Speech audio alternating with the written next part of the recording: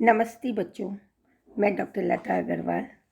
आज हम BA part third history के पेपर 1 मॉडर्न इंडियन हिस्ट्री के विषय dual government in Bengal, Bengal में लॉर्ड क्लाइव द्वारा प्रारंभ किया गया द्वैध शासन। हमने पढ़ा 1707 में औरंगजेब की मृत्यु के बाद में पूर्वी भारत में बंगाल, बिहार, उड़ीसा स्वतंत्र प्रांत के रूप में प्रारंभ उभरे या स्थापित हुए, जिसका फायदा ब्रिटिश सरकार को प्राप्त हुआ। ब्रिटिश सरकार ने पहले डिवाइड एंड रूल के माध्यम से प्लासी के युद्ध में वहाँ के नवाब सिराजुद्दौला को पराजित किया। उसके बाद मीर जाफर से अधिक धन वसूली के कारण उसके स्थान पर मीर कासिम को नवाब नियुक्त किया और 23 अक्टूबर 1764 के बक्सर के युद्ध के बाद उसकी मृत्यु मीर कासिम की मृत्यु के बाद उसके माइनर पुत्र अल्पवयस्क पुत्र नजमुद्दौला को बंगाल का नवाब बनाया, जो उनके हाथों की कठपुतली था। लॉर्ड क्लाइव ने अपनी सूझबूझ से प्रशासनिक व्यवस्था में दो अंतर कर दिए।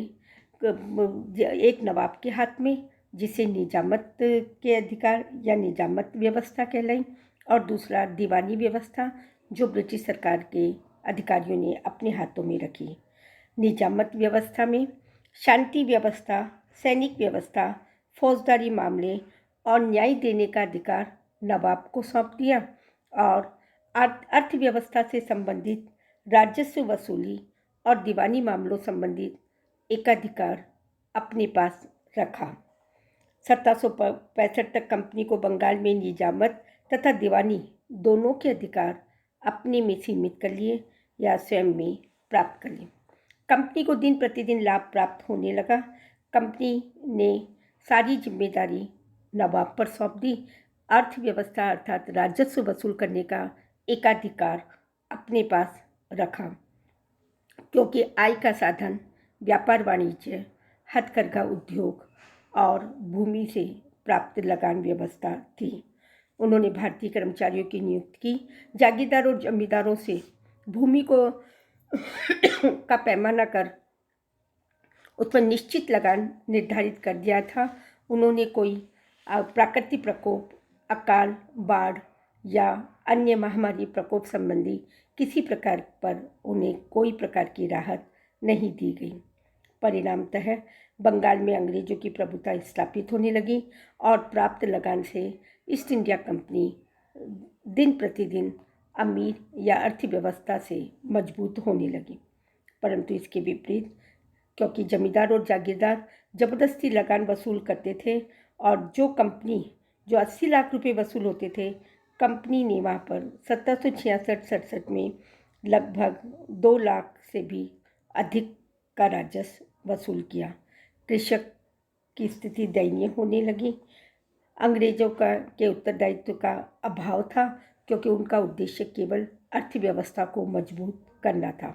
जनता का शोषण होने लगा, लघु उद्योग समाप्त होने लगे, व्यापार वाणिज्य पर प्रतिकूल प्रभाव पड़ने लगा, प्रशासन में भ्रष्टाचार बढ़ने लगा और कर्मचारी धीरे धीरे पूर्णतया ईस्ट इंडिया कंपनी के अधीन होने से कंपनी के लिए यह प्रणाली अवश्य अहितकर सिद्ध हुई, परंतु अर्थव्यवस्था के अंतर्गत उसकी स्थिति मजबूत होने लगी।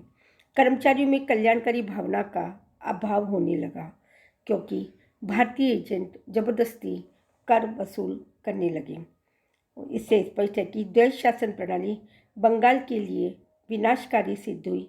कृषि, व्यापार, वाणिज्य, उद्योग धंधे, लघु उद्योग आदि चारों ओर अशांति, अव्यवस्था और अराजकता फैलने लगी।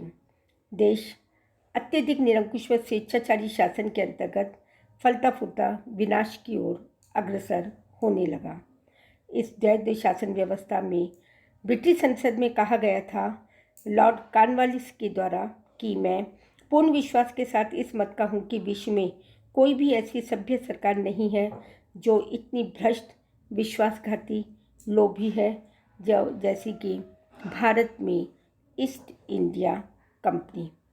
अंग्रेज लोग अत्याचार के आतंक का प्रतीक बन गए और इन्हीं परिस्थितियों में 1772 में लॉर्ड हेस्टिंग्स को द्वैध शासन प्रणाली समाप्त करनी पड़ी, परंतु इस प्रणाली ने उन लोगों को, अंग्रेजों को, अधिकारियों को अत्यंत भ्रष्ट और लोभी बना दिया और शोषण के रूप में भारत की भूमि और भारतीय लोग उन्हें प्राप्त हुए।